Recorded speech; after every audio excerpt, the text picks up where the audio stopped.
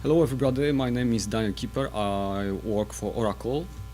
Currently I'm focusing on EFI development. Earlier I was working on kexec and memory hot block stuff. Here is the presentation agenda. Due to time constraints, I would like to skip first three points. They are introducing you about firmware issues, legacy PC BIOS stuff, and EFI. Just basic information to get you know what is going on in this area. But if you would like to look into details, I hope that this presentation will be put somewhere and you could get download it. And I would like to focus on Zen and EFI current development, what is going on in this area, how it works, and I would like to tell you about my current issues which I met during this work. Also, I would like to tell you something about how to play with EFI if you don't have a machine with EFI and without any soldering equipment. And at the end, I would like to show you some links to quite good documentation. If you have questions during my presentation, wave your hand and ask your questions. So, as I told you, I would like to skip. Okay. Zen hypervisor. EFI support was introduced in Zen hypervisor in Zen 4.2. But only native EFI loader is currently supported. It means that you are not able to load Zen and DOM0 and other stuff into memory using grep or grep2 multi-boot protocol. I did some tests with fake BIOS and chain loader, and I was able to run Zen using that options, but I didn't done a lot of tests, so probably it could be broken somewhere.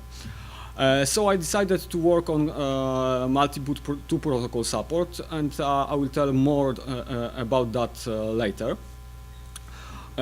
Probably secure boot would not be supported at first because it requires much more work, but a lot of things changes during this work, so maybe it will happen earlier. What about the DOM0 kernel?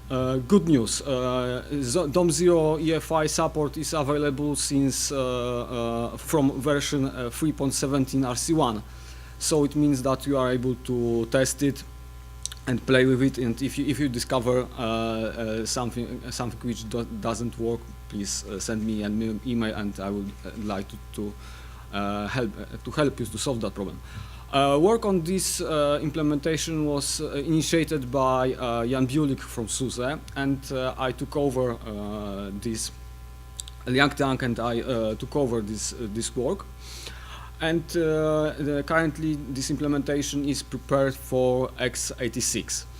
However, when I was working on this project, I had in my mind that it will be nice to have all of this code, almost all of this code architecture, independent of architecture, because as I know, also ARM guys looking for EFI support. So most of code, about 99%, is independent of architecture, because I moved all code from x86 directories to drivers Zen directories. So I hope that ARM guys will be able to use it without any issues. What about EFI supporting guests? Open virtual machine firmware was introduced was put into Zen source some time ago, but it had some issues. For example, it didn't build, or there were some issues related to memory, etc. Fortunately, while you and Anthony Perard working on fixing that issues, and as I know, OVMF is currently considered as an experimental thing in Zen 4.4. And additionally, it is under test in OSS test platform. So I would like to move to my current work. It is multi-boot protocol implementation. And why I decided to move to this protocol. Multi-boot protocol version 1 was designed during when only legacy BIOS was available. So guys who prepared this protocol didn't know anything about the EFI. Additionally, this protocol is very rigid. So it means that all information from platform, all information from BIOS is passed in strictly defined structure. So if you move grab or multi-boot protocol to EFI platform, it means that we are not able to pass any additional information easily, not using, for example, side channels or something like that. So it looks that multi-boot 2 protocol is a solution to that problem, because it was designed a bit later, and it has some knowledge about EFI. Sadly, not full knowledge of EFI. It means, for example, that it does not provide full information from EFI itself, and has some also other deficiencies. First major issue is that grab2, before jumping into Zen code, just immediately before this jump calls exit boot services. It means that we are not able to use anything which requires boot services from Zen code. So it means, for example, that we are not able to get EDD stuff directly from EFI, and additionally, multi-boot protocol does not give this information for us. Another thing which grab2 does, because it is specified in multi-boot protocol, it switches processor mode from 64-bit native EFI mode to 32-bit mode. So in this case, it is quite difficult in this situation to back to this EFI native mode, because first of all we must switch back to this native EFI mode, which is quite easy, but also we must also rebuild all page tables, which is a bit more difficult issue. So how to solve that problem? First of all, we must disable this exit boot services call, and this feature is currently available in multi-boot protocol, because I asked grab2 guys to implement that feature, and it is implemented by special tag which we put in Zen code, and grab2 looks for this tag, and if it found it, then do not call exit boot services.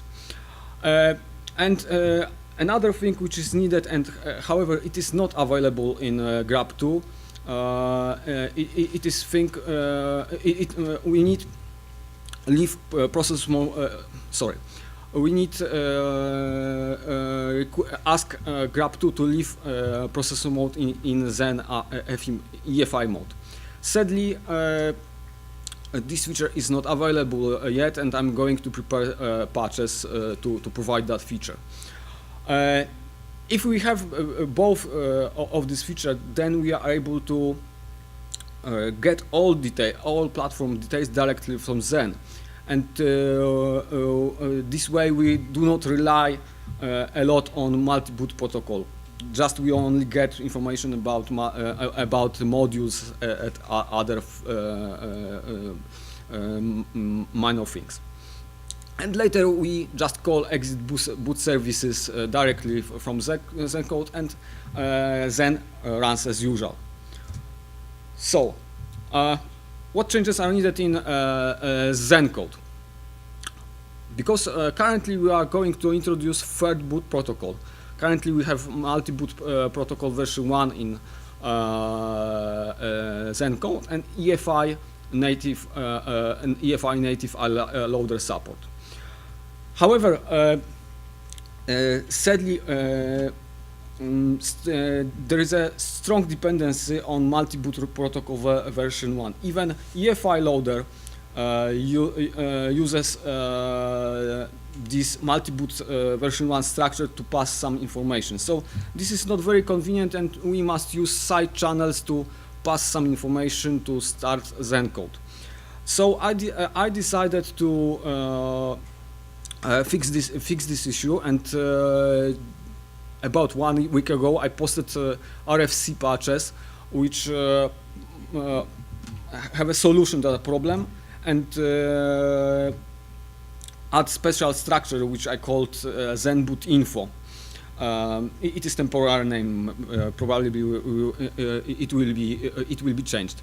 But the most important thing is that in general it was accepted. So I hope I must fix the details and how it should work. But I think it will help us to introduce multi-boot protocol version 2 implementation. If we have multi-boot 2 protocol in Zen, then we are able to add EFI support to Zen, the Zen ELF executable. And later we must wrap this ELF executable in PE header. This is needed to have a support for secure boot. Maybe we should consider compressing Zen ELF file, but this is optional, and I think we should discuss this, because even before compression, Zen binary is smaller from average Linux kernel, about one megabyte. Okay, let's move to Domo kernel. How it works in general? Because Zen hypervisor owns all platform features, in this case also EFI stuff, it means that Domo does not have any access to EFI runtime services, but it needs access to EFI runtime services to get, for example, information from variables, to set them, or etc. So this functionality is exported to Domo via special hypercall, and if you call this hypercall, then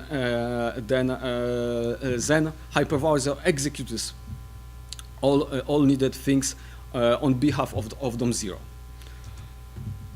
So when Domo kernel boots, first of all it checks if it runs on EFI platform. If it is detected, then artificial EFI system table is filled, and all native EFI calls are replaced by functions which mimics them by calling a special hypercall. And later pointer to EFI system table is passed to standard EFI machinery. So EFI system initialization is executed as normal, taking into the account that there is no direct access to boot services, runtime tables, etc., etc. And later system runs as usual. So how to execute Zen on EFI platform? As I said earlier, current binary does not support multi-boot 2 protocol. Does not support multi-boot protocols version 1 or version 2 on EFI platform. So we are able only use EFI loader. So first of all, you must build your binary, and quite good documentation is available in Zen source. There are some requirements related to version, GCC version and bnutis version. And after that, if you have your zen.efi binary, you must prepare zen.cfg file on EFI system partition. This file contains configuration, the description of configuration for Zen, for kernel, and RAM disk if you need it. You must put all those files on EFI system partition, because when Zen boots, it does not have access to X2 or XFS file system. It only has access to EFI system partition. So it is able only read those files which are there. And later you must execute on execute zen.efi binary. I would like to mention also about open virtual machine firmware, which is needed if you would like to play with EFI and you don't have a machine with it. Currently, there are two versions available from Tiano Core side. Sadly, I wasn't able to test them, but as earlier versions had some issues related to VGA, so you shouldn't use them. But also you are able to get OVMF binaries from other sources, because some companies, individuals, for example SUSE, publish own OVM releases. There is also third way. You are able to build OVMF ourselves, and there is at least two sites which contain documentation how to do that. But this process is quite complicated, so you should be warned. How to play with EFI and OVMF? So as usual, QEMU is a solution for that problem. And there are at least three options to that. The best, I think, is first option, because first options support all EFI features, including non-volatile EFI variables. Other two options work quite well, but they do not support non-volatile EFI variables. So if you would like to save your configuration, for example, for bootloader, then this configuration do not survive between reboots of machine. List of documentation. There is a list of links to EFI, OVMF, and etc. documentation. I think first link, if you are interested in vintage things, is quite interesting, because it contains complete documentation for first IBM PC, including original source of BIOS. So it is it is quite interesting site, and it also contains other documentation for other vintage platforms like Atari, ZX Spectrum, or something like that. So it is quite interesting site, and continuation of list of sites. And so I'm looking for questions. How easy is it to put signatures on Zen binaries, like the Zen.efi, to make it? Are you asking about secure boot? Yes. To be honest, I wasn't able to do the most test. As I know, you asked also Jan about that, but I do not don't know the details right now. I wasn't able to go deeper in that thing. But I'm sure, but I'm aware that PE file is a must for secure boot support. Alright.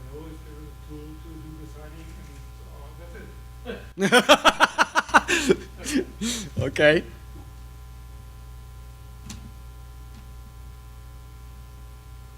If one were to actually do this EFI boot, is there a good distro to play with and build Zen and Linux to delve into this one to do a little bit of looking around, like that automatically creates the EFI system partition and such?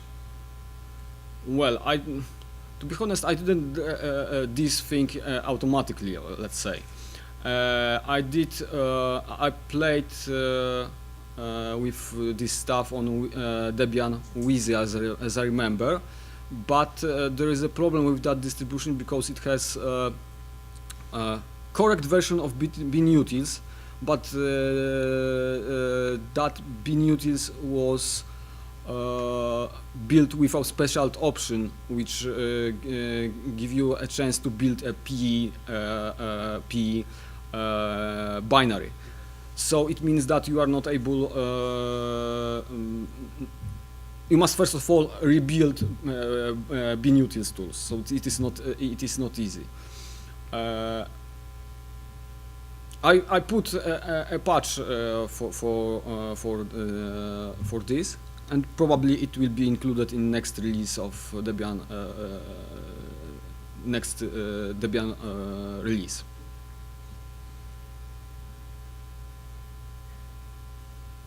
Yep. The multi-boot work you're doing at the moment, is that targeting 4.5 or is that going to be later? Well, currently I'm on vacation until the end of August, so probably. But I keep working on it, and I hope all things will be included, including multi-boot protocol version 2, EFI support, and secure boot in Zen 4.6. I hope. Brilliant.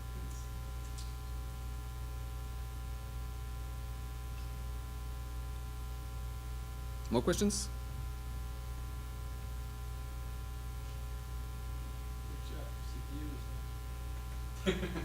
This is not CPU. It's an EEPROM. No, dokładnie. Exactly. This is an EEPROM. You take it, it's the glass window on the top. This is very old EEPROM. From the beginning of 90s, as I remember. Don't leave the back of the sun. Okay? It does have the EFI bootloader. Yeah. Okay. Thank you. If you have any questions.